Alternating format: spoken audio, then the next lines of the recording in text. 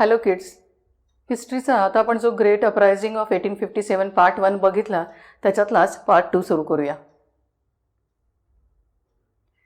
Outbreak of the uprising. Before Meerut outbreak, a sipahi Mangal Pande at Barakpur refused to use the new Enfield rifle and fired at Lieutenant Bug.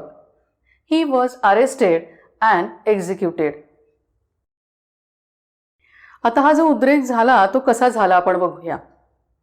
मेरठच्या आउटब्रेकच्या आधी बराकपूरचा एक शिपाई मंगल पांडे याने नवीन Enfield rifle वापरायला नकार दिला आणि ल्युटनंट बर्ग याला फायर केले.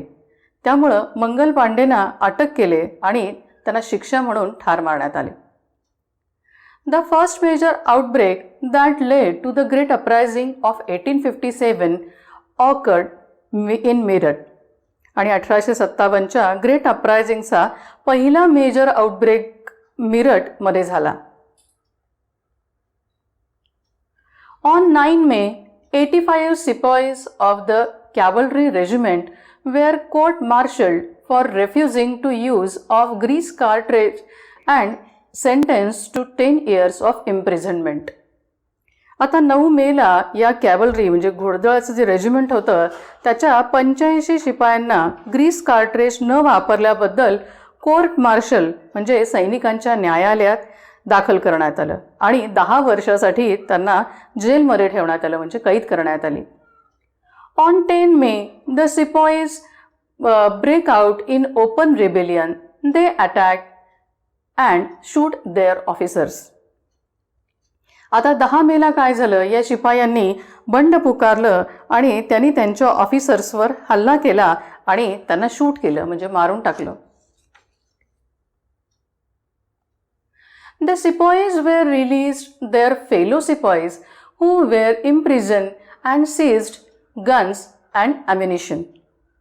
शिपायांनी काय केलं, आता त्यांचे जे इतर शिपाई जेलमध्ये होते त्यांना सोडून दिलं आणि गन्स आणि ॲम्युनिशन आपल्या ताब्यात घेतलं. They set fire to British properties and declare war against the British. त्यांनी ब्रिटिश प्रॉपर्टीजना आगी लावल्या आणि ब्रिटिशांविरुद्ध युद्ध डिक्लेअर केलं. They rode all night of 10 May to reach Delhi where they were joined by the local infantry. 10 मेच्या रात्रभर या लोकांनी प्रवास केला आणि ते दिल्लीला पोहोचले आणि त्यांना लोकल इन्फंट्री म्हणजे जे पायदळ होतं ती तिथं जॉईन झाली. The regiments station in Delhi begin indiscriminate massacre of Europeans and destruction of their houses. आता दिल्लीतल्या रेजिमेंटनी या युरोपियनचे अंधाधुंद असं हत्याकांड चालू केलं. त्यांच्या घरांचा विध्वंस करायला सुरुवात केली. The sipahis were determined to end the British rule. Those who arrived first gathered at Red Fort requested the Mughal ruler Bahadur Shah Zafar to take charge of the campaign. आणि आता हे शिपाई जे ब्रिटिश रूल संपवायचाच त्यांनी जवळपास ध्यास घेतला होता आणि जे पहिल्यांदा रेड फोर्टवर आले त्यांनी मुघल रूलर जे होते बहादूर शाह जफर यांना या कॅम्पेनचा या मोहिमेचा चार्ज घेण्याची रिक्वेस्ट केली. After a great deal of hesitation, Bahadur Shah Zafar took charge as the Emperor of India. आता खूप हेजिटेशन, त्यांना खूप संकोच वाटत होता. त्याच्यानंतर बहादूर शाह जफर यांनी इंडियाचा एम्परर म्हणून चार्ज घेतला. He wrote letters to all chiefs and rulers of India urging them to come forward and organize a confederacy of Indian states to overthrow the British rule.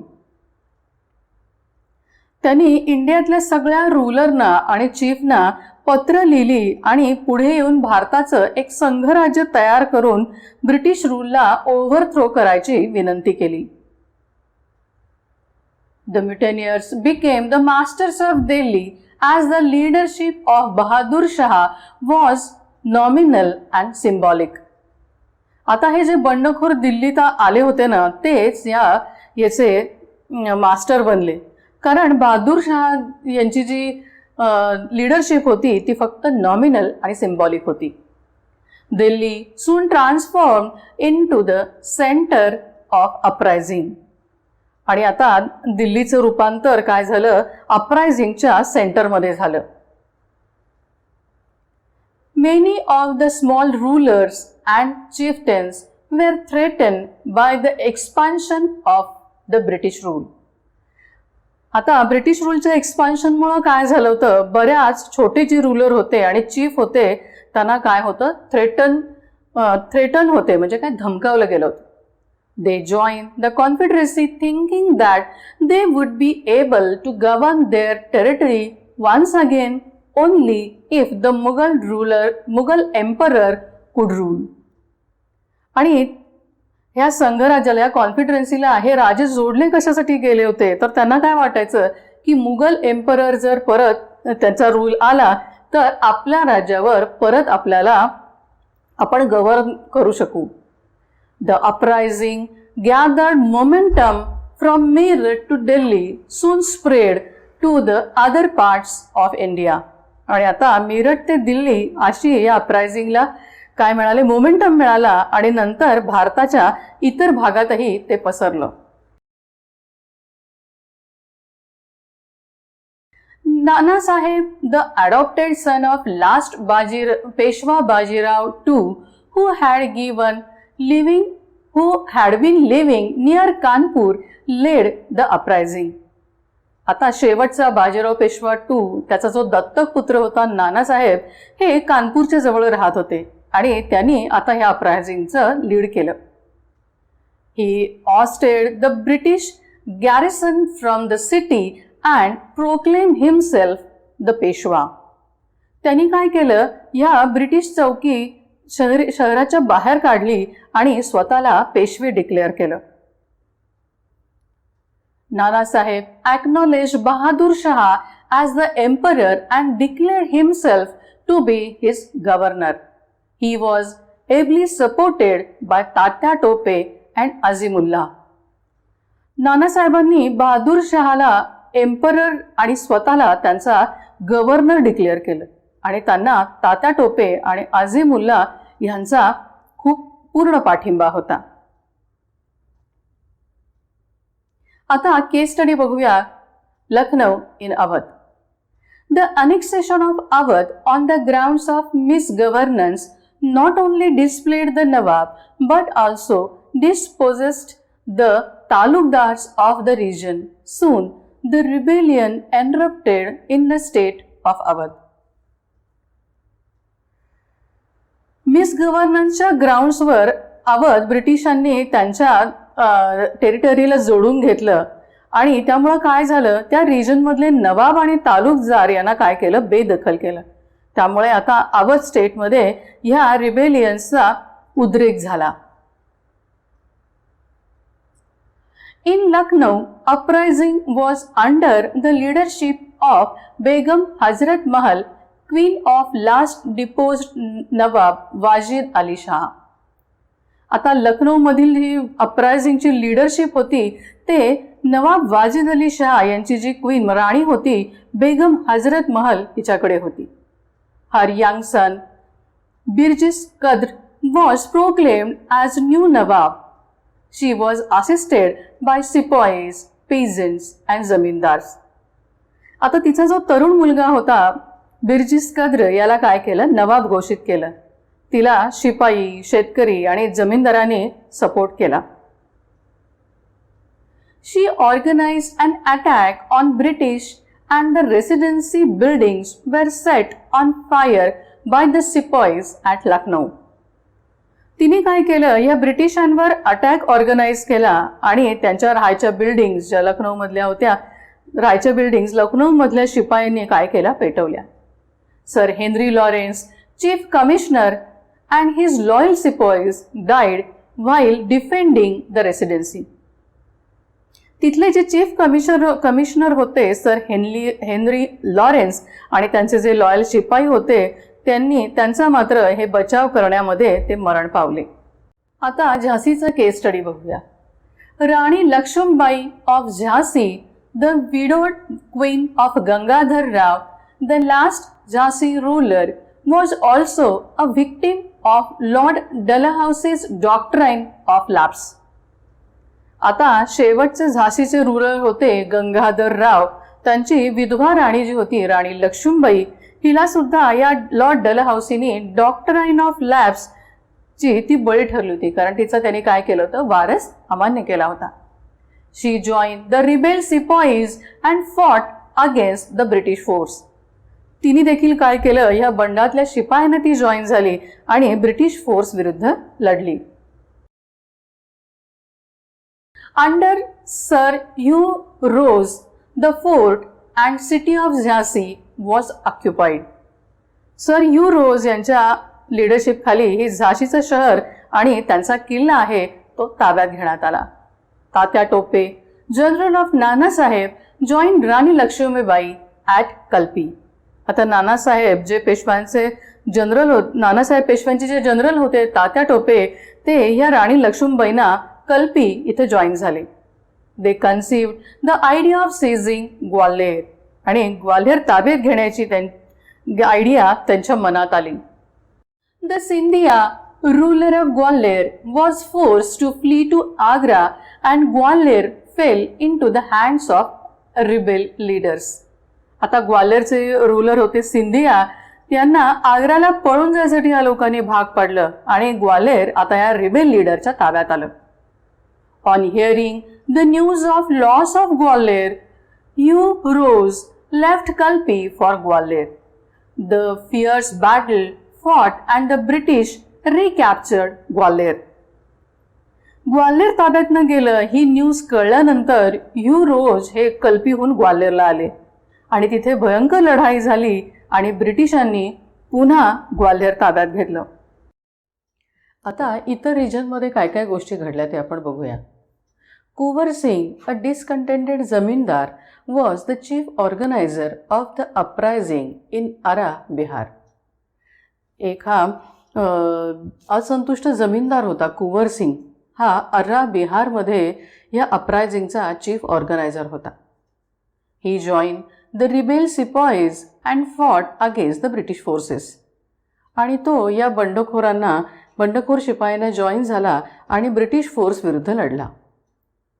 While fighting Kunwar Singh died and his brother Amar Singh became leader. आता या लढाईमध्ये कुंवर सिंग हा मारला गेला आणि त्याचा भाऊ जो होता अमर सिंग तो आता लीडर झाला. Bakht Khan was a soldier from Bareilly and also a key military leader of the rebellion. आता बरेलीचा सोल्जर होता बख्त खान, हा या रिबेलियनचा की मिलिटरी लीडर होता. ही टूक charge of the rebel force that came to Delhi and fought against the British. आणि दिल्लीत आलेल्या या रिबेल फोर्सचा त्याने चार्ज घेतला आणि ब्रिटिशांविरोधात तो लढला.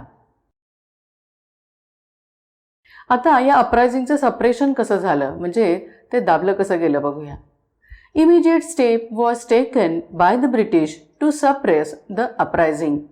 आता ब्रिटिशांची ही परिस्थिती हाताबाहेर जाते हे लक्षात आल्यानंतर त्याने काय केलं, या ग्रेट अपरायझिंगला सप्रेस करायला ताबडतोब स्टेप्स घेतल्या. आता त्या काय काय घेतल्या ते बघूया. Passed a series of new law and reinforcements were brought in from England to quell the insurgency. आता ही बंडखोरी शांत करण्यासाठी इंग्लंडहून आलेल्या नवीन कायद्यांची सेरीज पास करण्यात आली. In September 1857 sir John Nicholson restored Delhi. September 1857 sir John Nicholson यांनी परत दिल्ली ताब्यात घेतलं. Bahadur Shah Zafar was taken as a prisoner. His two sons were killed and he himself was tried in court and exiled to Rangoon, Myanmar, where he died in November 1862. आता बहादूर शाह जफर यांना काय केलं, अटक करण्यात आली. त्यांची दोन्ही मुलं मारली गेली ती आणि त्यांच्यावर न्यायालयात खटला दाखल केला. त्यांना रंगून म्यानमार इथं हद्दपार करण्यात आलं आणि तिथंच नोव्हेंबर 1862 मध्ये त्यांचा मृत्यू झाला. राणी Lakshmibai died in the battlefield and Jhansi was captured by Sir Hugh Ross. आता युद्धात ही राणी लक्ष्मीबाई मारली गेली आणि ह्यू रोज यांनी झाशी आपल्या ताब्यात घेतलं. Tatya Tope continued to fight guerrilla war with the help of tribal and peasant leader. He was captured and put to death in April 1859. आता तात्या टोपेनी पण ही आदिवासी जी लोक होती आणि पीजंट्सच्या लीडर यांच्या मदतीने हे गुरिला वॉर फाईट कंटिन्यू केली, पण त्यांना पकडून 1859 एप्रिलमध्ये मारण्यात आलं. Sir Colin Campbell defeated the rebels and captured Lucknow in 1858. 1858 मध्ये सर कोलिन कॅम्बेलनी रिबेलियनना हरवलं आणि लखनौ आपल्या ताब्यात घेतलं. Nanasaheb and Begum Hazrat Mahal escaped to Nepal आणि नानासाहेब आणि ह्या बेगम हजरत महल ह्या नेपाळला पळून गेले. British suppressed the uprising led by Kunwar Singh and Bakht Khan. Kunwar Singh आणि बख्त खानच्या लीडरशिपमध्ये असलेले जे अपरायझिंग होतं ते ब्रिटिशांनी काय केलं, सप्रेस केलं. मौलवी Ahmadullah of Faizabad, present day Ayodhya, was one of the acknowledged leaders in Awadh. After his defeat, he led rebellion in Rohilkhand but was killed treacherously. अवधमध्ये हे मौलवी अहमदुल्ला हे फैजाबादचे म्हणजे आत्ताच्या अयोध्येमधले एक मान्यताप्राप्त लीडर होते. त्यांच्या पराभवानंतर रोहिलखंडमध्ये त्यांनी बंडखोराची नेतृत्व केलं, पण ते विश्वासघाताने मारले गेले.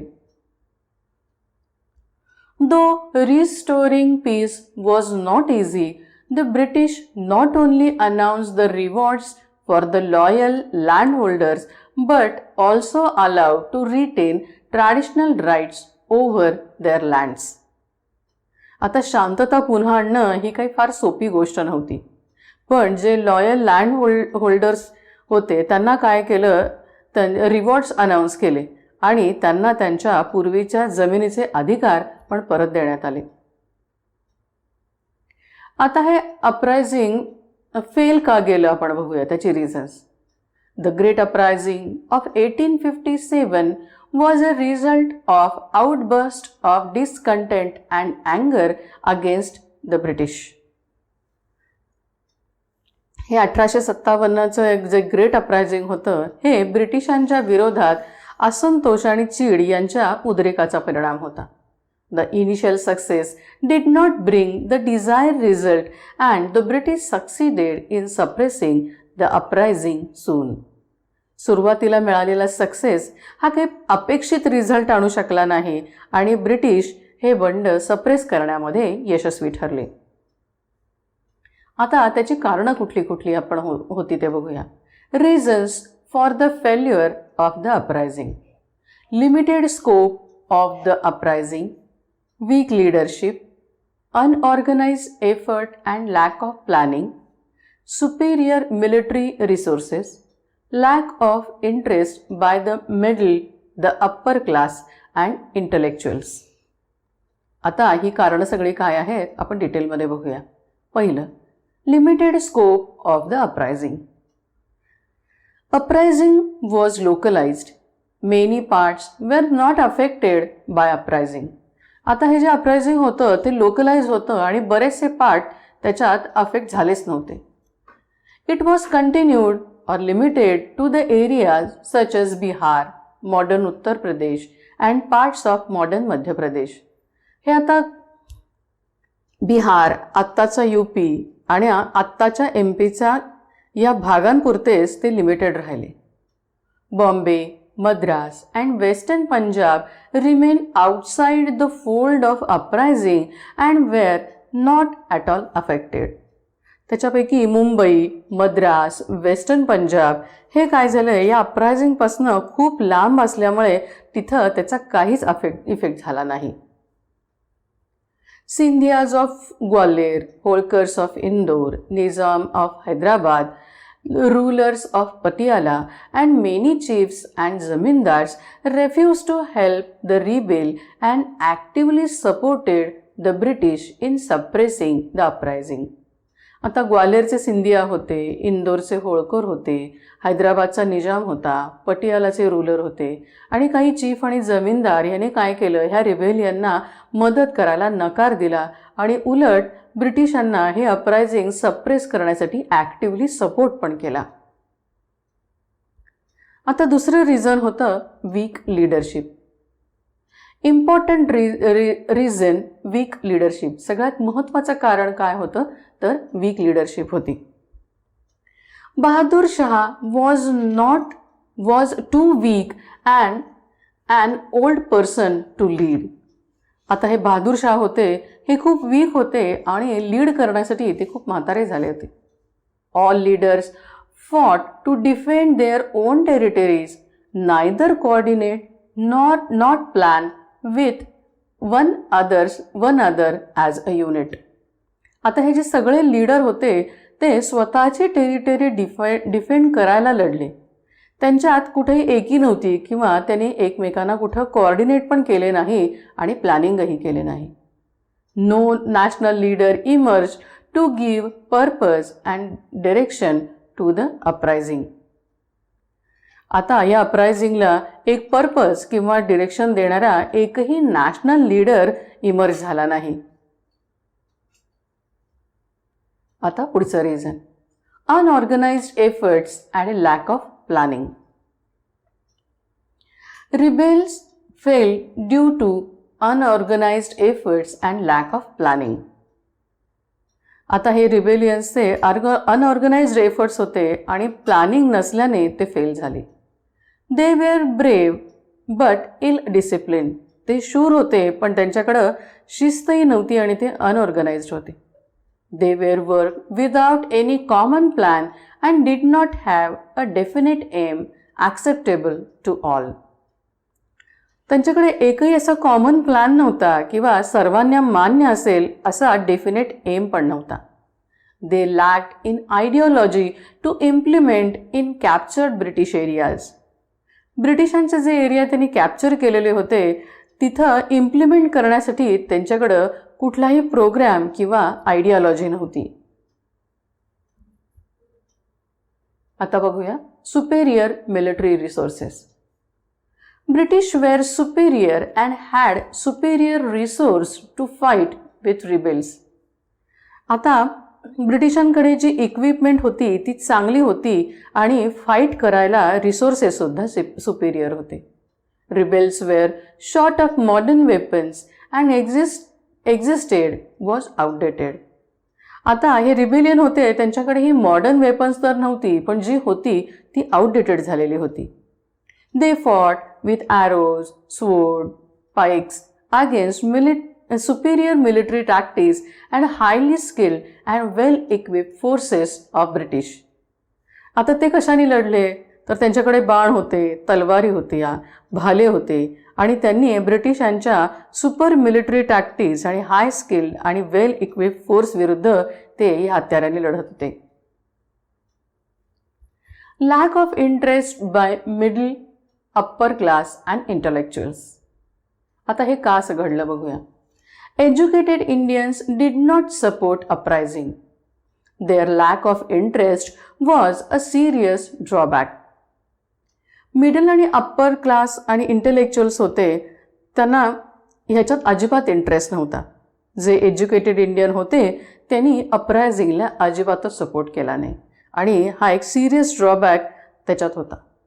दे thought that rebels supported the old order along with their superstitions and were opposing the progressive social measures. आणि त्यांचं असं मत होतं की ही जी रिबिलियन्स आहे ते जुन्या विचारांच्या अंधश्रद्धांना सपोर्ट करतात आणि त्यांनी समाज सुधारणेला खूप विरोध करतात. Only the discontented and disposed zamindar supported the rebels.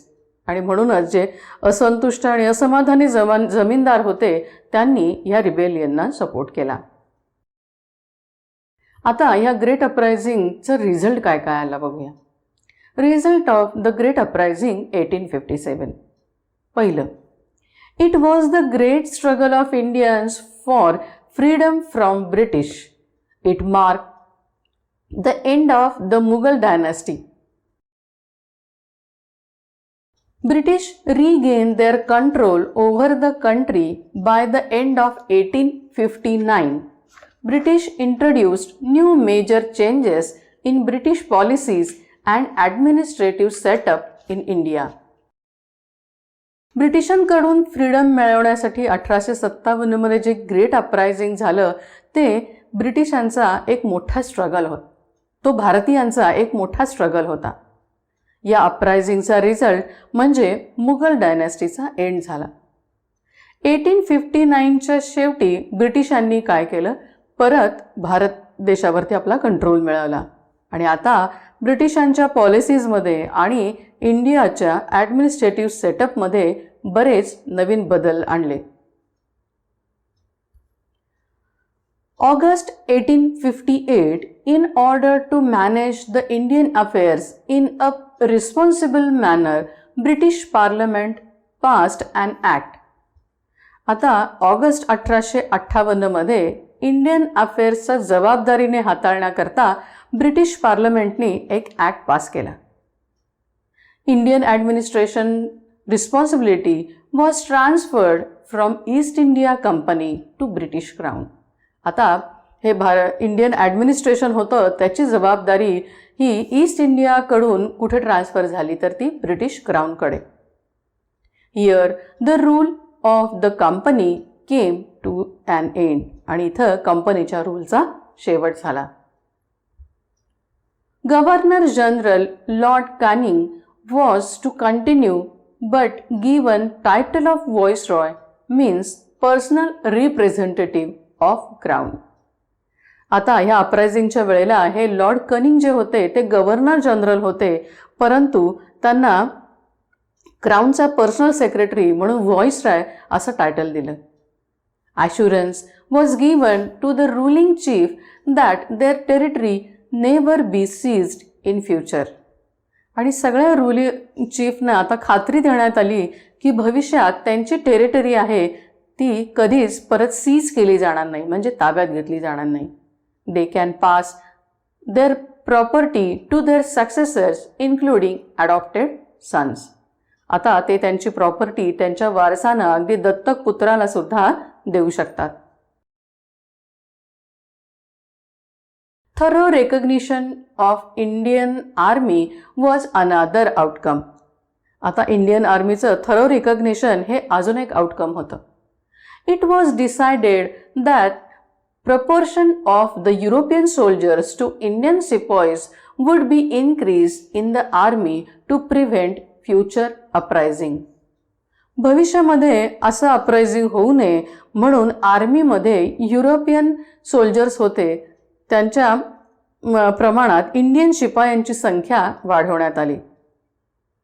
Soldiers would be recruited from Gurkhas, Sikhs and Pathans. आता गुरखा, शीख आणि पठाण यांचा देखील ह्या शिपाई म्हणून त्यांना भरती करण्यात येईल असं ठरवण्यात आलं. British proclaim to abstain from the interference with the religious and social customs of the Indian subjects. आता भारतीयांच्या कोणत्याही धार्मिक आणि सामाजिक चालीरीतींमध्ये इंटरफेरन्स केले जाणार नाही असे ब्रिटिशांनी ऑफिशियली डिक्लेअर केलं. British believed that Muslims were responsible for the uprising, so their land and property was confiscated on large scale. ब्रिटिशांचा असा विश्वास होता की या अपरायझिंगसाठी मुस्लिमच जबाबदार होते, म्हणून त्यांनी त्यांच्या जमिनी, त्यांच्या प्रॉपर्टी या मोठ्या प्रमाणात जप्त केल्या. British tried to win loyalty of zamindars and landlords. they framed new policies providing them security of their rights over lands. या जमीनदारांची आणि लँडलॉर्डची लॉयल्टी मिळवण्याकरता ब्रिटिशांनी आता प्रयत्न करायला सुरुवात केली. जमिनीवरच्या त्यांच्या हक्काला सिक्युरिटी देण्यासाठी त्यांनी नवीन पॉलिसी केल्या. General pardon and amnesty was given to the rebels except those responsible for the death of British subjects. बंडखोरांपैकी ज्यांनी ब्रिटिशांना मारले त्यांना सोडून इतरांना क्षमा आणि कर्जमाफी देण्यात आली. The Indian state made and acknowledged the paramountcy of the British Crown as their sovereign paramount supreme ruler. British crown हाच आता भारतीयांचा सुप्रीम रूलर आहे हे इंडियन स्टेटना त्यांनी मान्य करायला लावले. Thus, a new phase of colonial rule started in India after 1857. आणि 1857 नंतर इंडियामध्ये कॉलोनियल रूलची ही नवीन फेज सुरू झाली. इथं आपला हा पार्ट 2 संपला. आता काय काय बघितलं बघूया आपण ह्याच्यात. अपरायझिंगचा आउटब्रेक कसा झाला, त्याच्यानंतर कानपूर, लखनौ, झाशी इथं हे अपरायझिंग स्प्रेड कसं झालं, त्याच्यानंतर इतर रिजनमध्ये त्याच्या बाबतीत काय काय झालं, मग इंग्रजांनी हे अपरायझिंग सप्रेस कसं केलं आणि हे अपरायझिंग फेल्युअर काय झालं त्याची रिझन्स आपण बघितली आणि ह्या ग्रेट अपरायझिंग 1857चा रिझल्ट काय झाला. इथं आपला हा द ग्रेट अपरायझिंग ऑफ 1857 हा चॅप्टर संपला. ह्याच्यातला व्हिडिओ, त्याच्यानंतर PPT, क्विज आणि वर्कशीट हे आपल्या ॲप आणि वेब पोर्टलवर अवेलेबल आहे. तुम्ही ते पुन्हा एकदा बघा आणि वर्कशीट आणि क्विज सोडवा. So here ends the chapter The Great Uprising of 1857. Thank you.